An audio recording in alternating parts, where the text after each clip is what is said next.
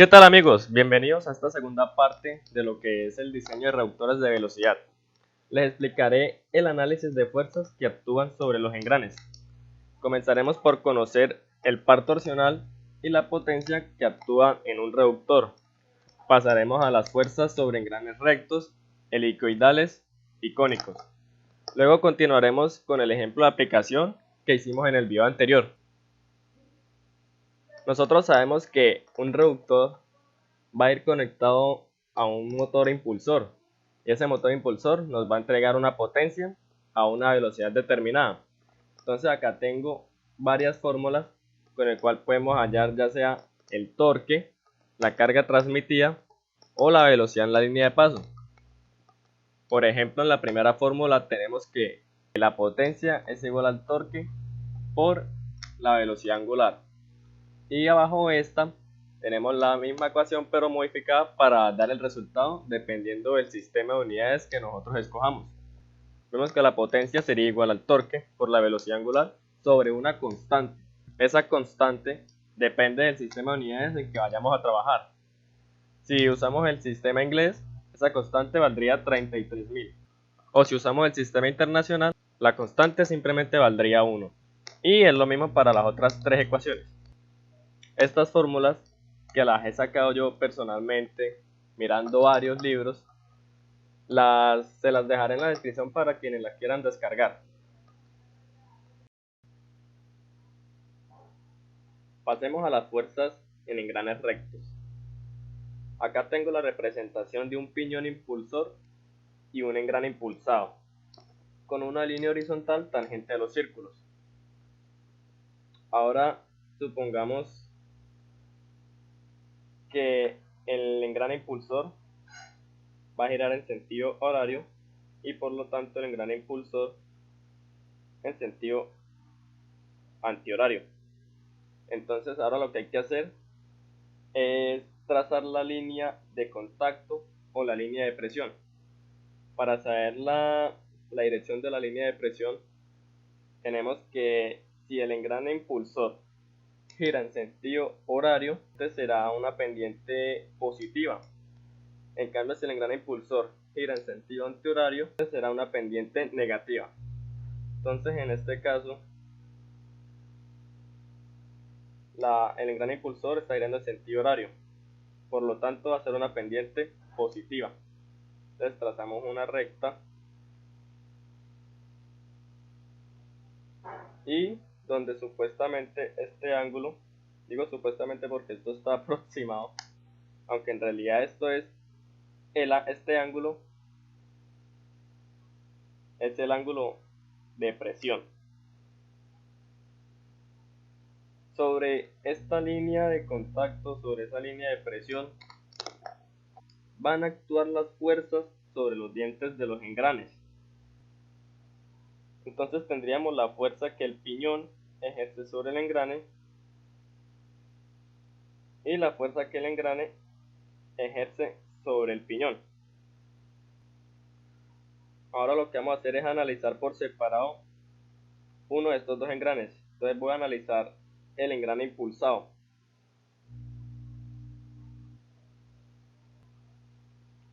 Entonces tenemos la fuerza que el piñón ejerce sobre el engrane, que es la carga total o la fuerza total, y esa carga la descomponemos en sus dos componentes ortogonales, una fuerza vertical y una fuerza horizontal. La fuerza vertical es llamada fuerza radial y la fuerza horizontal es llamada fuerza tangencial o carga transmitida. Entonces, como vemos, tenemos un triángulo rectángulo y por trigonometría sacamos las ecuaciones. Tenemos que que la fuerza radial va a ser igual a la fuerza tangencial por la tangente del ángulo de presión, y que la fuerza normal, que es la carga total transmitida, va a ser igual a la fuerza tangencial sobre el coseno del ángulo. Para saber la dirección de las fuerzas que actúan sobre un engrane, la fuerza radial siempre va a ir en dirección hacia el centro del engrane. Y la fuerza tangencial va a depender si el engrane es impulsor o es impulsado. Entonces, en este análisis, este era un engrane impulsado. Por lo tanto, la fuerza tangencial va a ayudar al empuje de ese engrane, ¿sí? Entonces, como este engrane está girando en esta dirección, la fuerza tangencial me va a ayudar a ese empuje. En caso de que si fuera un engrane impulsor, por ejemplo, que este estaría girando en el mismo sentido, pero fuera un engrane impulsor, la fuerza tangencial iría en este sentido, oponiéndose al movimiento, tratando de detenerme el movimiento del engrane. En el análisis de fuerzas sobre engranes helicoidales podemos observar una fuerza adicional, que es la fuerza axial o la fuerza de empuje, que es ocasionada por el ángulo de inclinación que tienen los dientes.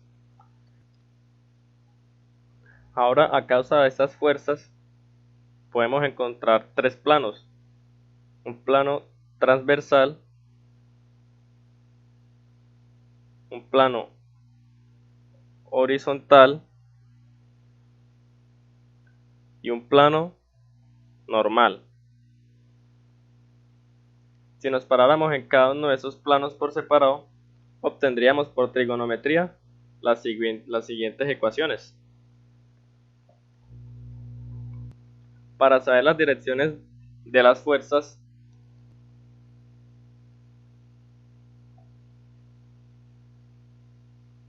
la fuerza radial siempre va a ir en dirección hacia el centro del engrane, y la fuerza tangencial, dependiendo si es impulsor o impulsado, como lo expliqué para engranes rectos.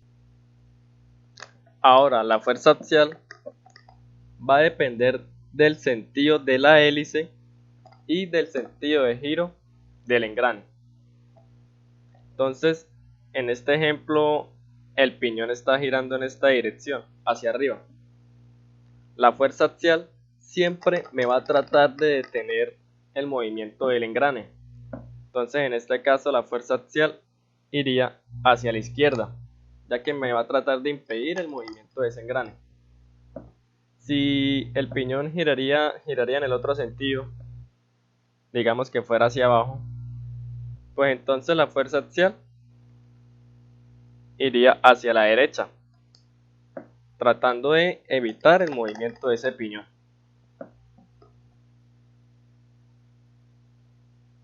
En los engranes cónicos actúan las mismas fuerzas que en los engranes helicoidales: una fuerza tangencial, una fuerza radial y una fuerza axial o empuje. En este caso, la fuerza axial va en dirección hacia la base del engrane cónico o hacia la parte más ancha del engrane cónico. Acá tenemos las fórmulas. Para el caso de la fuerza radial, tenemos que es igual a la fuerza tangencial por el ángulo de presión por el coseno del ángulo de paso. Y para la fuerza axial es lo mismo, solamente que ya es por el seno del ángulo de paso. Entonces, acá vemos dos engranes cónicos ensamblados y tenemos el ángulo de paso del piñón y el ángulo de paso del engrane. Para determinar los ángulos de paso, simplemente tenemos que conocer los números de dientes tanto del piñón como del engrane.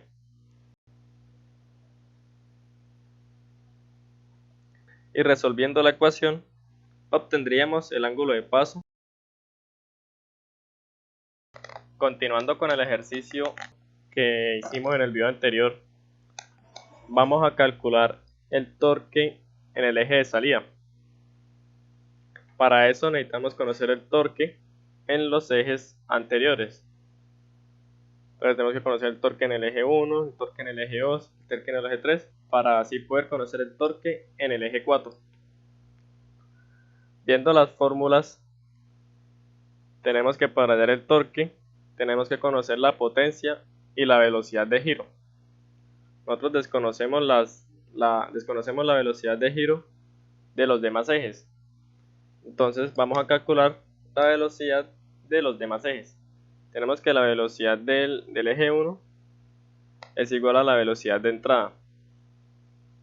Luego la velocidad del eje 2 va a ser igual a la velocidad del eje 1 por el número de dientes del engrane 2 sobre el número de dientes del engrane 3.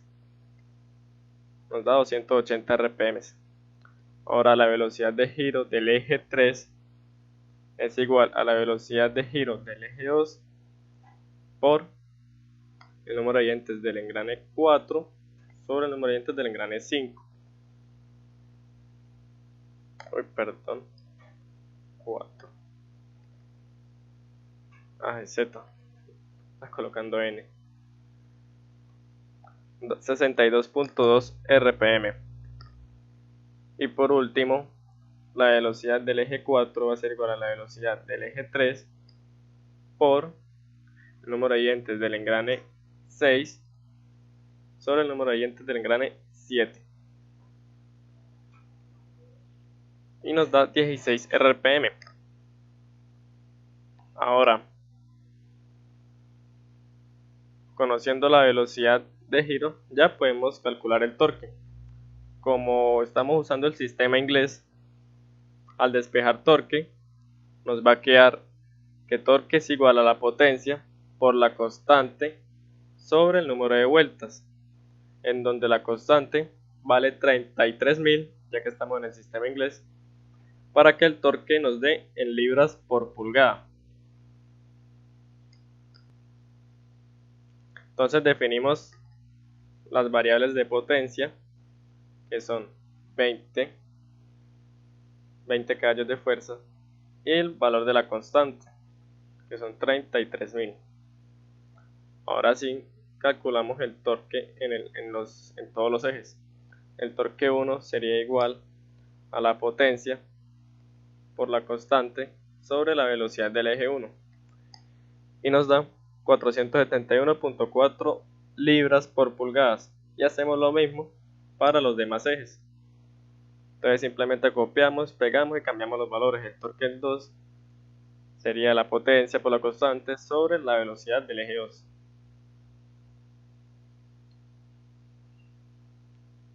Torque en 3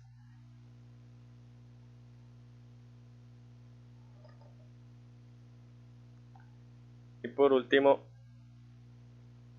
el torque en el eje 4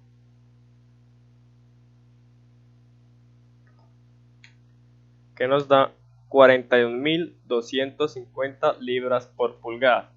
Entonces este sería el torque que le entregaríamos al eje de la trituradora, de 41.250 libras por pulgada. Ahora lo que vamos a hacer es determinar las fuerzas que actúan sobre el último eje intermedio, en este caso las fuerzas que actúan sobre el eje 3. Yo acá tengo lista una representación de lo que son las fuerzas que actúan sobre el eje 3.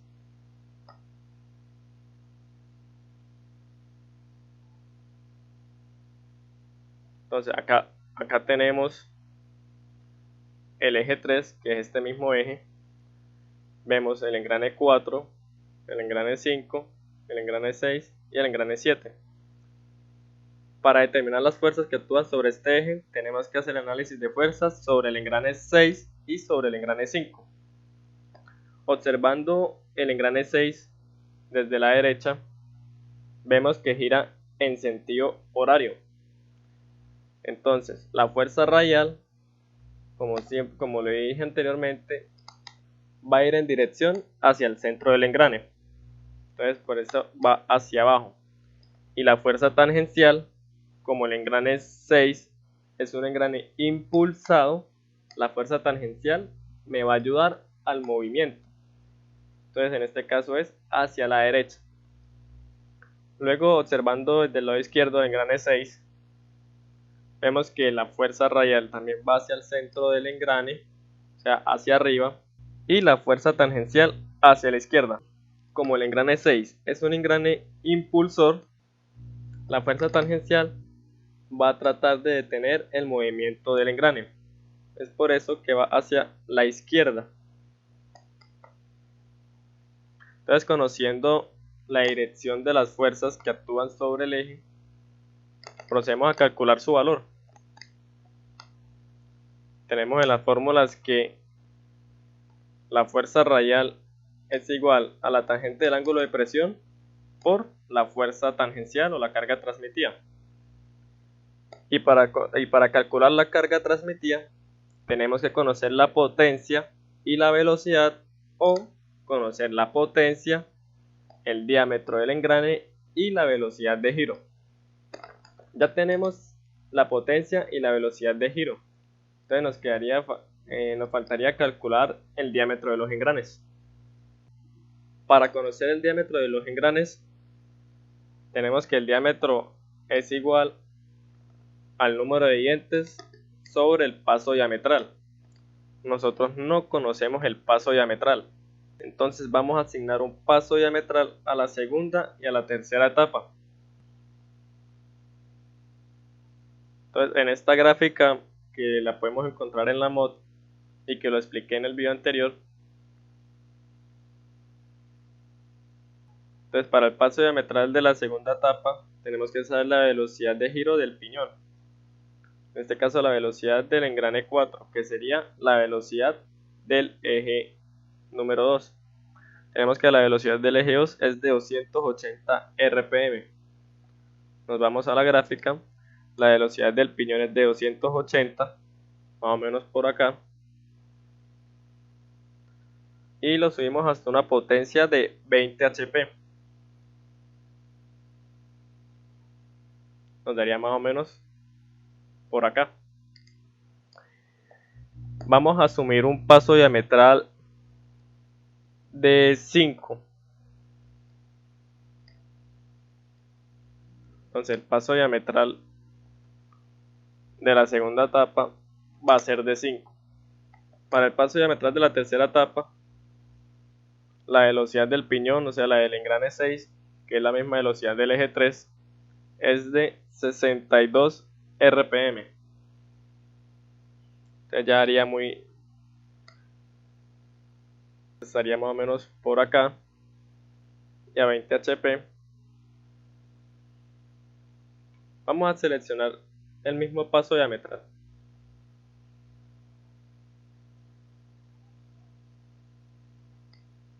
Paso diametral de la tercera etapa es de 5 también. Cabe recordar que estos son valores preliminares, ya que después tenemos que corroborar con el análisis de esfuerzos o con el diseño de los engranes. Ahora sí procedemos a calcular los diámetros. O sea, necesitamos saber el diámetro del engranaje 5 y del engranaje 6. Entonces el diámetro de 5 es igual al número de dientes del engrane 5 sobre el paso diametral de la segunda etapa. Nos da 14.4 pulgadas. El diámetro del engrane 6 es igual al número de dientes del engrane 6 sobre el paso diametral de la tercera etapa. Tenemos 3.2 pulgadas. Teniendo ya los diámetros, ahora sí procedemos a calcular el valor de la carga transmitida. Despejando acá la carga transmitida, nos quedaría que la carga transmitida es igual a la potencia por la constante sobre el diámetro por el número de vueltas, y el valor de la constante equivale a 126.000, ya que estamos trabajando en el sistema inglés. Y vemos que el diámetro se tiene que dar en pulgadas, la potencia en caballos de fuerza y la velocidad de giro en RPM para que la carga transmitida nos dé en libras. Asignamos el valor a la variable K4, que es 126.000, y procedemos a calcular el valor de la carga transmitida en la segunda etapa y en la tercera etapa. la carga transmitida de la segunda etapa va a ser igual a la potencia por la constante sobre el diámetro del engrane 5 por la velocidad del eje 3. Nos da 2812.5 libras. Y hacemos lo mismo para calcular la carga transmitida en la etapa 3, en la tercera etapa. Lo único que cambiaría sería el diámetro del engrane 6 y la velocidad quedaría la misma.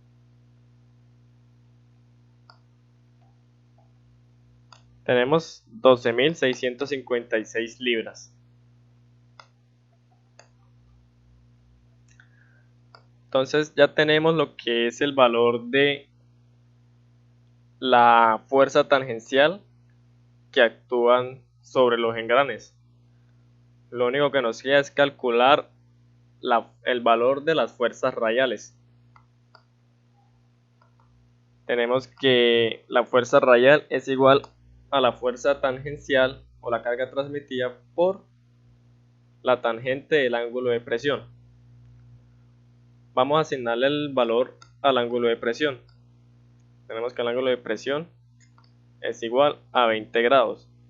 Para asignar el valor de grados en MASCAD, simplemente lo multiplicamos por dec. La fuerza radial en la segunda etapa va a ser igual a la carga transmitida de la segunda etapa por la tangente del ángulo de presión. Nos da 1023 libras. Hacemos lo mismo para calcular el valor de la fuerza radial de la tercera etapa, que sería igual a la carga transmitida de la tercera etapa por la tangente del ángulo de presión. Nos da 4.600 libras. Y esto sería todo. Ya conoceríamos lo que es el torque que transmite el eje de salida y la dirección y el valor de las fuerzas que actúan sobre el eje intermedio número 3. Si tienen alguna duda, sugerencia o comentario, lo pueden hacer comentando acá mismo o escribirnos en nuestra página de Facebook.